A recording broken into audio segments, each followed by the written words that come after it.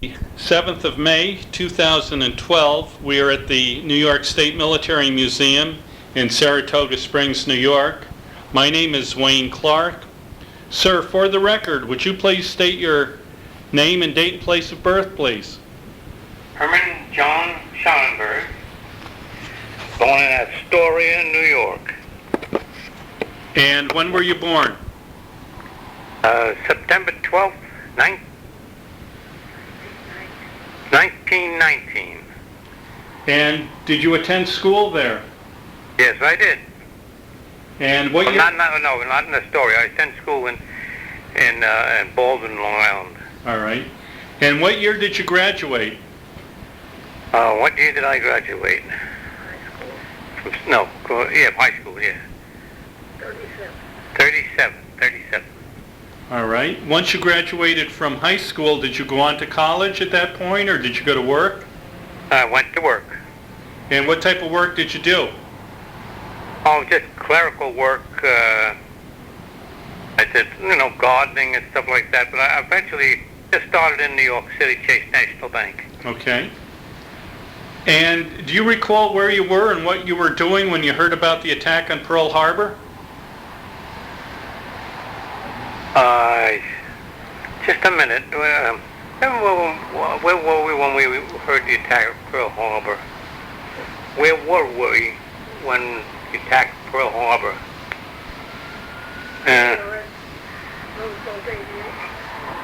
What? You were, I guess, at Roosevelt Aviation. That was 1941, right? Yes, December 7th. Yeah, that was the Roosevelt Aviation School at Roosevelt Field, Long Island. Oh, you were going to school there? Yes, later on, after I went to high school, I went to aviation school to become aircraft mechanic. I see. Were you married at that point? Negative. Okay. And besides being an aircraft mechanic, were you trained as a pilot there? No, I was just a mechanic. Okay. All right. And once you heard about the attack on Pearl Harbor, did your life change at all at that point? Did you notice any changes in the way business was conducted, shortages, people enlisting in the service? I don't remember any specific thing about that when I heard the attack. I don't know. All right. And when did you go into the service? The year I went into service, 1943. 43. Were you drafted or did you enlist? I enlisted. And which branch of the service did you enlist in? In the Army Air Force. And at that point, had you graduated from the mechanics course you were taking? Yes. And where did you go for your basic training? Preliminary training, Maxwell Field. Now, was that a basic training for air? No, that was just introduction to the service. Okay. Your actual basic training, where was that? Well, I started the flight training, just a minute now, I gotta get my head in gear. Union City, Tennessee. Okay. Now, did you attend a ground school first? No. Okay. Some introduction to service, that was all. Okay. And what type of aircraft did you train on? I was Stearman, PT-17. Okay. And what did you think of the Stearman? It was a beautiful machine. I knew a lot about it before that because I was as a mechanic. Uh-huh. Had you ever worked on Stearmans? No, it was a basic aircraft though, and I worked on other aircraft like it. All right. Now, when you went into the service, they knew you were a mechanic. Did they try to talk you out of being a pilot? Did they want you? No. Okay. All right. So you soloed in a Stearman. Do you recall how long it took you to solo? That wasn't too long. I was familiar with aircraft by then, but well, no, I don't. Okay. All right. Once you finished your training with the Stearman, what happened next?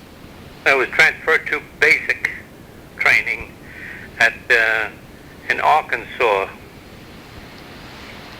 And what did you learn there? At Walnut Ridge, Arkansas was the place. Okay. That was really the introduction to instruments and formation and acrobatics and stuff like that. All right. Do you recall what type of aircraft you trained on there? A BT-13, BT-15. And was that a single wing, or was that still a biplane? No, it was a single wing. All right. And was that an open cockpit or enclosed? Enclosed. All right. And how much time did you spend there? I know it was 2 months, but hours I don't know. Okay. And at that point, did they decide that they were going to make you a fighter pilot as opposed to a bomber pilot? I don't know when. You had an opportunity to ask, but I was always a fighter pilot interest anyway. Okay. You had to perform on a lot of maneuvers and everything like that before you were selected single. I see. All right. Once you graduated from there, did you go on to like flying the AT-6? I went to AT-6. That was in Dothan, Alabama. Okay. And what did you think of the AT-6? Oh, I just loved the airplane. It was just a beautiful aircraft. Mm-hmm. Now, did you fly with an instructor, or was it two cadets flying? A great deal of it was was solo, but a lot of instrument work all had to be dual. I see. Okay. And once you completed your AT-6 training, where did you go next?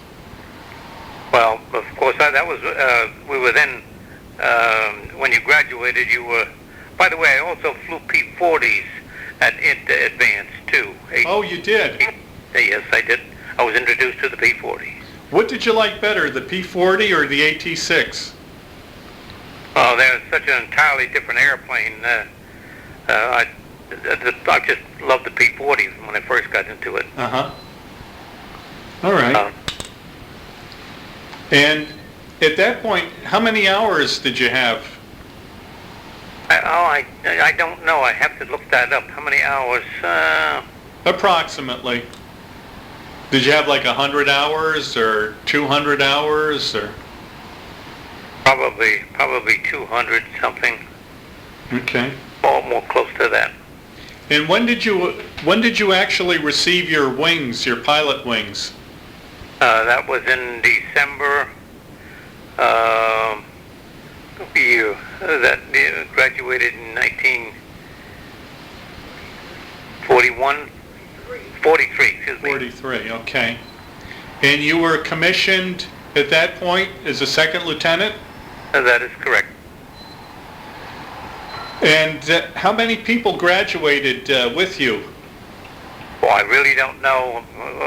Was it a large class or small class? It was a big class. Big class? Graduation, probably a couple hundred. Oh, I see. Just a minute. Oh, 43K. oh, my wife was reminding me the class I was in was 43K. 43K, all right. And anybody would know what that is. Right. What happened once you graduated? Where did you go next? I returned after I graduated. That was big leave we took then. That was a marvelous thing. Mm-hmm. I went back down to Field, I think. I can't remember exactly where I went after I graduated. Uh-huh. But you stayed in the States for a while? Yes, I went and they started introducing me to the first line aircraft, the P-40 and the P-39. Mm-hmm. I went to Thomasville, Georgia for P-39 work, and then I went a little bit to Saratoga for P-40s again. Okay. Now, what was the difference between the P-39 and the P-40? Well, a lot of it was the same engine, but the P-39 was very unique in its tricycle landing gear, which was new to me. Oh, okay. And it was a really a more delicate aircraft. You had to be very careful with it aerodynamically. Okay. P-40 was just a basic truck. Uh-huh. Was the P-40 easy to land? The P-40 was the last fighter in my training, yes. I didn't see the P-51 until I got overseas. Okay. So with the P-40, you thought it was a fairly sturdy aircraft and could take a lot of abuse? It reasonably good, yes, reasonably good. I didn't like the engine particularly, but the airplane was a very well-built air machine. Okay. And what didn't you like about the engine? Well, it was certainly a much more powerful than we'd ever had before, like from an AT-6. Yeah. The Allison engine was a fairly basically good engine, I guess. Had some problems with it, but Okay. All right. it was the first time I ever did 400 miles an hour. Oh, I had to do that. that must have been quite a sensation. Yeah. All right. Once you completed that phase of your training, whereabouts did you go at that point? Did you go overseas or stay in the States? No. I'm trying to remember now. I went to, we started training, practical training in P-39s and P-40s. Okay. They did that at the Thomasville, Georgia, for the P-39s, and I did some P-40 work out at Saratoga, Florida. And when did you end up going overseas? When did I go overseas? Just a minute. It was right around just about D-Day. Yeah, I got over there, and it was they were just had landed in France. So you got overseas. Let's see, D-Day was June 6th of '44. So did you participate in the invasion at all? No, I was on a boat actually going overseas. Okay. Do you recall the name of the boat? The USS Brazil.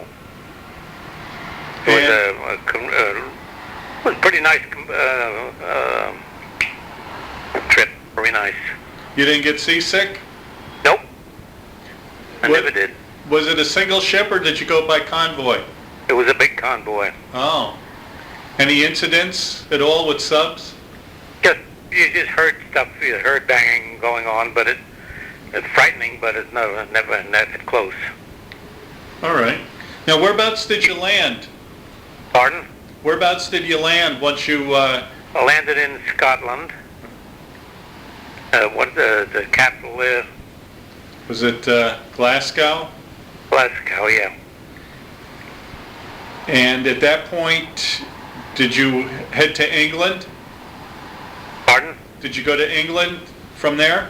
Yes, we landed right in Scotland, and there was some selection going on there, rather informal, as to where you were going. Yeah, you didn't know.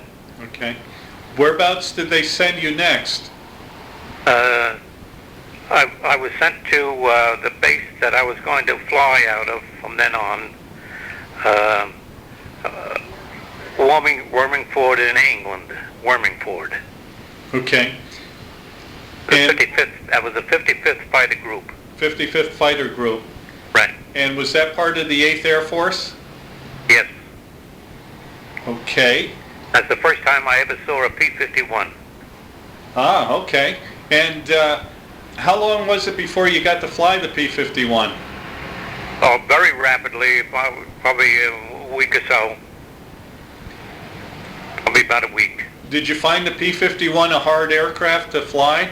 Absolutely not. It was just beautiful. Was it? Okay. And your initial instruction on the P-51, did you have like a ground school and then you just went into the aircraft and flew it solo, or how did that work? All you had to do, you had to familiarize yourself with the cockpit. Know where everything was, blindfolded, and you just sat in the cockpit and the instructor asked you questions and you just answered them. If you answered them all, they said, okay, you're ready to go to fly.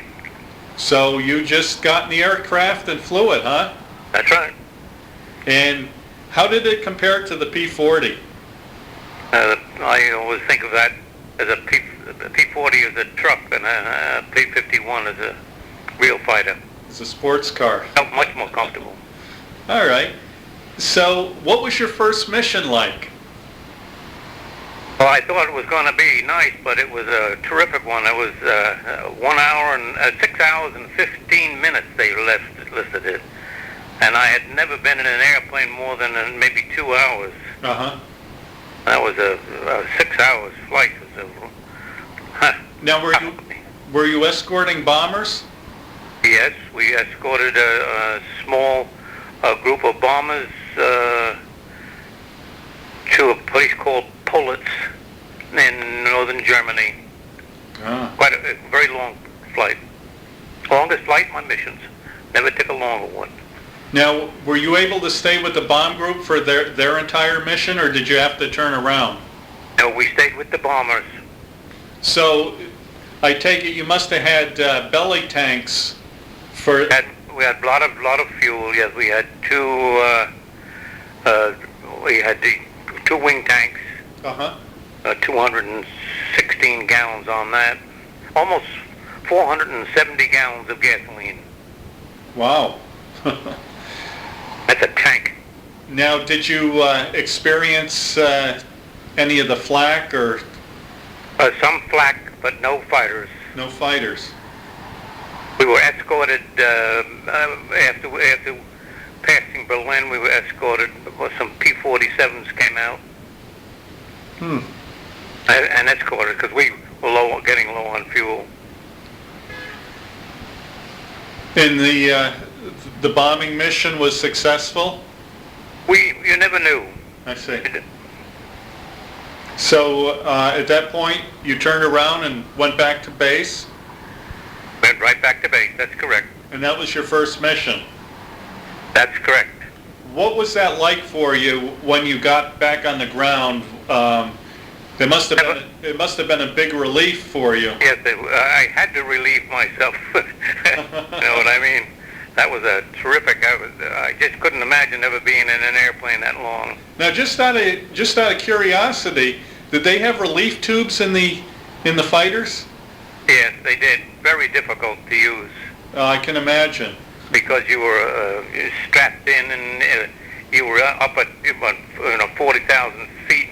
So, and you couldn't move in there. Yeah. And you probably had like an electric flight suit? We had no electric flight suits, no. Oh, you didn't? Okay. No, it was hot water from the coolant. Oh, I see. And what type of living quarters did you have? It was a standard British cement building. Oh, okay. And what about? Well, of course, you were there in the spring and summer, but later on, what was the winters like?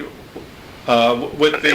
It was not as cold as what we experienced, in the United States, but it was quite cold and a lot of moisture. Now, did you have like a coal-fired fired furnace, or not a furnace, but a stove inside the... We had a single potbelly stove. Okay. And these are concrete housing. Okay. All right, getting back to the spring of 1944, your first mission basically went off without any serious incidents. Right, yes. What was your second and third missions like? I might have to look that when now the... All right. Well, let me ask... And the second mission I went to Berlin. Okay. Were you attacked at all by fighters? Not that I remember. That's right. Okay. On any of your missions, were you attacked at all by fighters? We weren't attacked, no, but we found them. I see. And So, did you get a chance to shoot at any of them? yes, I shot at several. I claimed and confirmed 2 Focke-Wulf 190s. Ah, okay. And were you hit at all by flak or any... A lot of flak. Were you hit? And ground fire when you did strafing. I see. Now what about hits from other aircraft, from German aircraft? Did you get shot at? They stayed clear of us. I see. Okay. Now, tell us what the strafing missions were like. What were you strafing? Mostly trains. A couple of times we did freelance work on Autobahns, anything that moved. But most of it was with shooting up trains, which were very clearly identified by the steam. I see. Okay. And did you have any losses in your unit from flak or Yes, we did. shot down? Okay. Was it mostly from flak? Yes, most of it was from ground fire, though the dangerous part was in strafing trains and anything on the ground. Okay. And a lot of people shooting at you. Yeah. Okay. Any damage to your plane at all from those missions? I got hit once right in the front of me windshield. The guy was evidently shooting at me as I was shooting at him, and ruined the windshield a little bit. But uh-huh. But you weren't wounded at all? No. Okay. And the P-51 could take a lot of abuse? Absolutely. It was just a gorgeous machine. Yes. And how many... Beautiful engine. That's the main thing was that engine. It was a... Now what did they have for an engine? It was a Rolls-Royce Merlin. Oh, okay. What was that, a 12 or a 16 cylinder, something like that? No, I think it was, 12. 12? Okay. What was your worst mission? The first one. The first one was the worst. Yeah, that was 6 hours and 15 minutes, and I thought if all of them were going to be like that, I was in deep trouble. Uh-huh. And how many missions did you fly all total? A total of 63. 63? That is correct. Okay. That averages out about 5 hours a mission. Now, didn't they send the pilots home like after 50 missions? It was 60 missions was the 60? normal fighter tour. 60 missions. That's correct. So at the end of your 63 missions, you were ready to go home, right? Absolutely. When did you go back home? I don't know. Just a minute. Do you remember when I come back home when I landed in Staten Island? What's the same year we got married, right? 10th of May 10th, 1945, about. All right. Now, I have a better memory than I have. Now, were you still in Europe when Germany surrendered? Or were you? No, I was on the boat. We were docking. Okay. Now, do you recall where you were when you heard about the death of President Roosevelt? do not remember where I was. Well, just a minute, maybe my wife. When we heard of President Roosevelt's death. Well, That was in April, so you may have still been in... April. I'm not sure. Okay. All right. Now, you got married once you got home. When and where did you meet your wife? I met my wife before I went in service. Okay. And you guys obviously corresponded back During and the war. forth. Oh yes.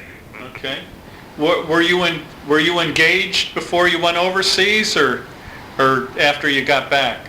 Oh, I guess I would say I was engaged before I went over. Okay. Yes. All right. So you got home, and you got married. You were still in service, That is correct. and that was in May. That's correct. Where did they send you at that point, after your honeymoon or your leave? What happened to me? What happened right after we got married? I went back in service. New Jersey, arrested. Oh, that's right. We were sent to New Jersey for rest and recuperation. Okay. Now, were you in New Jersey when the war ended with the Japanese? That would have been in August. Atlantic City. We were say that over again. The war with Japan ended in August. Whereabouts were you in August? Were you still in the service, or had you been discharged? Well, just a minute. Was I discharged before peace was declared in Japan?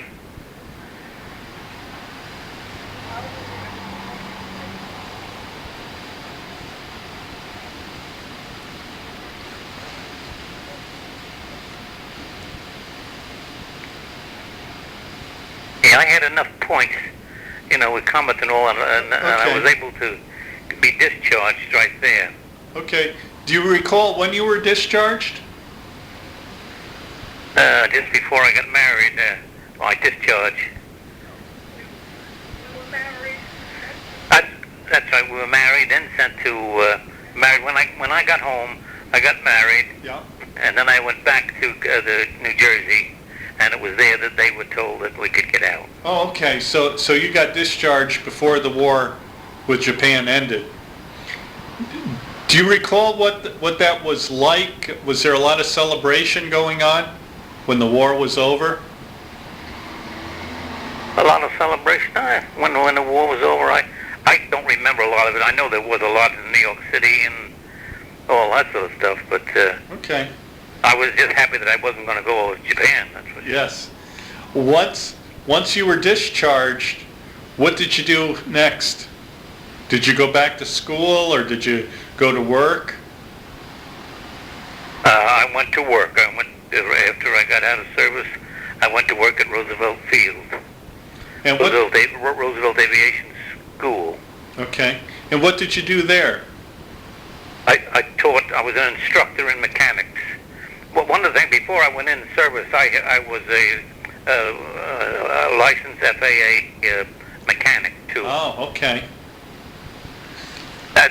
One of the things when I attended Roosevelt Aviation School to become a licensed aircraft mechanic, Okay.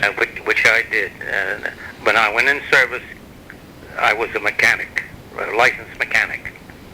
And at Roosevelt Field, while you were working as a mechanics instructor, instructing mechanics and maintenance, did you continue to fly at all? A little bit person stuff. We had an airplane. I bought an airplane for a group of guys. We rebuilt that and fixed that up, Okay. but not too much. Now, Couple of other miscellaneous flights, but nothing a lot. okay. So you didn't become an instructor pilot or anything? And no. Okay. Well, yes, a few young boys I did that, but not much. Okay. And what type of aircraft did you own? Did I what? You said you bought an airplane. What type? Yes, the Fairchild PT-19 series. Oh, okay. One of the aircraft they used in training. Right, I bought that in Buffalo. It was a Canadian aircraft, Oh, American-built Canadian. all right. And how long did you stay in the aviation field? I stayed in that until I retired. I eventually ended up working for Grumman Aircraft. And what did you do for Grumman? I was in mostly field service, Mm-hmm. and then my last 10 years, I was there almost 50 years, I was a corporate historian. Wow. And what year did you retire? 1984, I think I retired. 84. Did you continue on as a volunteer at all? With Grumman or, like through their museum or as a historian? Well, I actually started a little museum at Grumman. That's what I did. Okay. Well, what did I do after I graduated? I'm trying to think what I did now. Just a minute. What did I do after I graduated? I left Grumman. I just retired. That's all. Okay. You know, I just thought of something.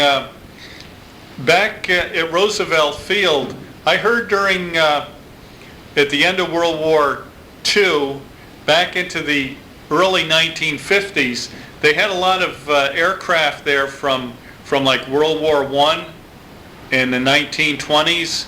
They had a collection of. They actually had a museum at Roosevelt Field, and those aircraft, when the war came on, they took all the old aircraft out of the museum and stored them up at Roosevelt Raceway. Yeah. In the horse barns, and that was one of the interesting things that I did. I got out and I worked for Roosevelt Field, and I had the job of getting all those antique aircraft out of the storage and put in a condition for sale to Smithsonian and other activities. Yes, I understand there was a fellow that lived in Rhinebeck named Cole Palin. Yes, I never met him. And he bought, I know he bought...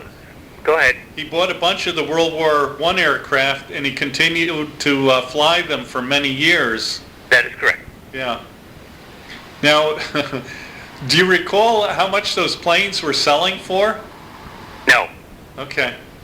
I understand that today they're worth, I won't say millions, but they're worth, because of the historical value, they're worth like probably $200,000 or $300,000 each. I would think so. Some of those aircraft were in very nice condition. Yes. One of the interesting jobs I had to do is I had to put each of those antique aircraft together after they had been disassembled, put them all together to make sure that everything was there. Yeah. The struts I had to put together with Spad and Newport and every one of those aircraft so that they could be viewed by possible for purchase. For purchase, okay. Do you recall how many aircraft there were for sale? No, I think they were around, I can remember around 6. 6, okay. All right. There might have been more, I don't think so, though. Okay. Did you join any veterans organizations like the 8th Air Force Society or Association? I joined a group of the 55th Fighter Group. It was quite a lot amount of people. They had meetings all over the United States. Okay. So you kept in contact with some of the people you knew in the military then? Yes, I did. Okay. Are any of them left that you knew? No, I don't think there's anybody alive that I knew. Everybody is dead. Okay. Did you join any other organizations like the VFW or the Legion or? No. No? How do you think your time in the service changed or affected your life? Well, certainly opened your eyes to a mass of humanity and all different types of men, and it was a marvelous experience and good training and everything. And to get into cadets, you had to be pretty free from a lot of craziness and everything. So you met a lot of very, very nice people. Okay. All right. Is there anything else we may have missed that you can recall you'd like to mention at all? One of the thing that the most unusual thing was about the lack of training. I never saw a P-51 until I got to England. Mm-hmm. That's the first time I ever flew one, and the way they selected was absolutely amazing. You just get to memorize things, and off you went, huh? And the conditions that you never flew like that before at 40,000 feet. And you never were in an airplane that long, so you had to learn a whole lot of things to relieve yourself and all of that, because it was most of the missions were about 5.5 to 6.5 mission hours, and that's a long ride. Sure. Okay.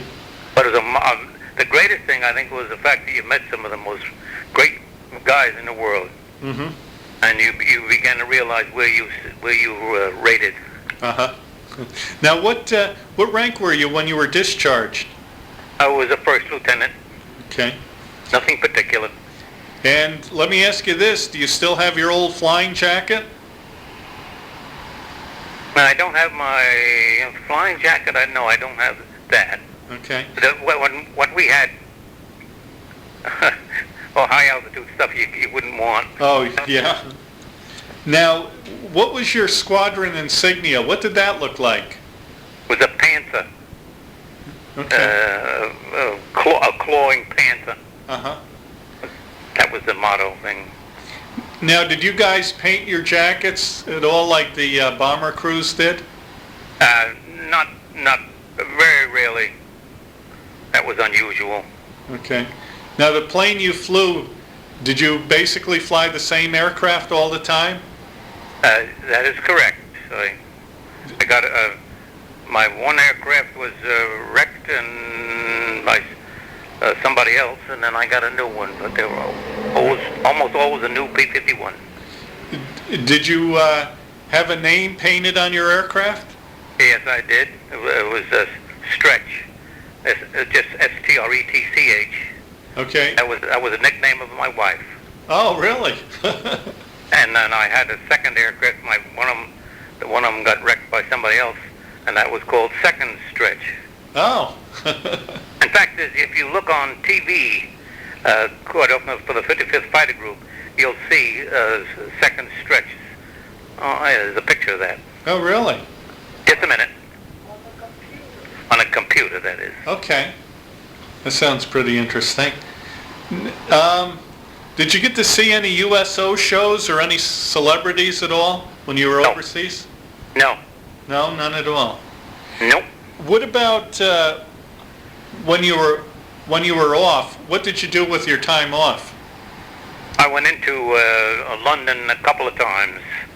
Other than that, it was just rest and enjoying this relaxation. Did you ever have much contact with the civilian population?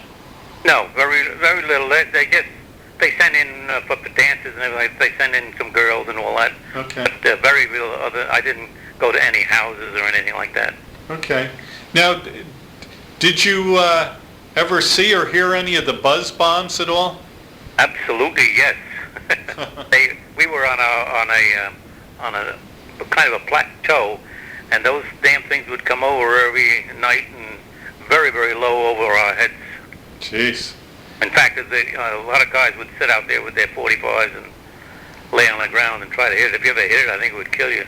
Oh my God. They were that close, huh? I would never. Yeah, they were very close. Wow. Any close calls with them? No, you heard them coming, and they were terribly loud overhead. Yeah. And they're very low altitude things. Yeah. And you just waited until you hear the thumping going on in London. Wow. Okay. Anything else that you can recall? No, just I thought that the United States did a beautiful job of coordinating everything, getting us over there, taking care of us. Everything was always there for you. There was always a bed. There was always food. I thought the military did a marvelous job. Okay. Now, speaking of food, how was it overseas? Did you get powdered eggs a lot? Yes, and those things like that. You didn't get fresh eggs and all that. Yeah. The food was basically good, I thought. Okay. I was not fussy. Now, when I forgot to ask you, when you came home, of course you came home by ship. Do you recall the name of the ship? The name of the ship coming home? Yeah. Pardon? Just a minute. Wasn't it an LSD? No. Okay. Yes, it was. It was a regular commercial. What do you call those? Liberty ship. Oh, a Liberty ship. Okay. Now, did you land in New York? We started in Staten Island. Yep. Staten Island. Okay. What was it like when you pulled into port and you could see the Statue of Liberty? Was there a lot of cheering going on? No, I wouldn't say that, but certainly excitement. Yeah. Okay. All right. We landed on Staten Island, actually. Okay. And then you just went home from there? No, we had to go to a processing plant, processing upstate New York someplace. Oh, okay. All right. Well, did we cover everything that you can recall? One of the things that I was before I would pilot, I went to Roosevelt Aviation School after high school. Yeah. And I became a licensed aircraft and engine mechanic, FAA license. Yes, you did mention that. And I worked for Pan American Airways for several years on the flying boats. Oh, you did? Yes, as a mechanic out of LaGuardia Field. And almost all these things I did with my younger brother. There were four of us boys, all of us in service. Uh-huh. Three of us became pilots. Wow, that's pretty impressive. Well, I thought so too. And Henry, my younger brother Henry, and I, a lot of people call us Pete and Repeat, we're twins. We both were mechanics together, and he was selected. One of the things that he couldn't get into service because you had to have some college education. Uh-huh. We were working in Texas, in Union City, Tennessee. No, wait now. You're working in Texas? Texas, that was Texas, yeah. Of course, Corsicana. As licensed mechanic, my kid brother and I, where they all of a sudden they opened up and said that if you could pass a test, physical and mental test, they were taking candidates to be pilots because you had at that time you had to have 2 years of college. Uh-huh. All of a sudden they opened it up and they just took us dumb kids as we could and made pilots out of us. Wow. Now, did your brothers all make it back? My younger brother was also got out and was a P-51 as a pilot. He went to Japan and the CBI they call it, you know. Okay. And he didn't get into actual combat, I didn't think. He did end up flying the hump, though, for a little bit. But he came home kind of broke, and he enlisted again to go to Korea, I guess it was. And he was killed in a mid-air collision. Oh, jeez. We were about twins. They called us Pete and Repeat. Yeah. And he was killed. My other older brother was, I don't know how he arranged it, but he was in the training command all during the whole war. Huh. In basic training. And I had my other brother was in an infantry artillery. Okay. Oldest brother. Okay. Now, are any of them still living, or are they deceased? Pardon? Are any of them still living? No, I'm the only one left. Okay. And any children or grandchildren? Yes, I have my oldest, two of my boys, the retired Navy people. Uh-huh. My trying to think now, where was I? This is one of my problems right now. Oh, we were talking about children and grandchildren. I have grandchildren. I think we have some great grandchildren too now. One great grand. Wow. Okay. And all my brothers are all, I'm the only one left. Okay. And did you have any sisters at all? I had one sister. Okay. All right. There were 4 boys and a girl. And what type of work did? By the way, I have a daughter too. I have a daughter and two boys. But one of my boys just retired as a Navy captain. Wow, that's pretty impressive. It certainly is. He was a squadron commander in a helicopter squadron and got involved in combat for that. Uh-huh. My oldest son was a commander in the Navy, and he fortunately didn't get in any combat. Mm-hmm. He works for the people that build the little pilotless aircraft. The drones. Oh, the drones. Okay. He worked out in California. He's a contract manager. Wow. Okay. Then my daughter is successful and married a professor out of a very prestigious school in Chicago. Mm-hmm. Everything is fine. Okay. Well, let me just for the family, what type of work did your father do? My father was an insurance broker. Okay. And your mom did she work or just worked in the home? Well, no, she eventually worked in New York City too. Things got pretty rough there in business, and she worked in New York City every day, commuted from Baldwin, Long Island. Okay. And what were your parents' names? My parents' names? Yes. John and Bertha. Okay. My mother was born in Germany. I see. Okay. Well, I think we've covered mostly everything, and I thank you so much for your interview. But one of the things that we didn't have, that I did get to be a licensed aircraft and engine mechanic, FAA. Yes. I did do that. That was one of the greatest accomplishments. They started me up working in New York City, and I hated it. Uh-huh. And that's when I signed up to go to Roosevelt Aviation School. Okay. All right. I am going to switch us over now. Stay on the line.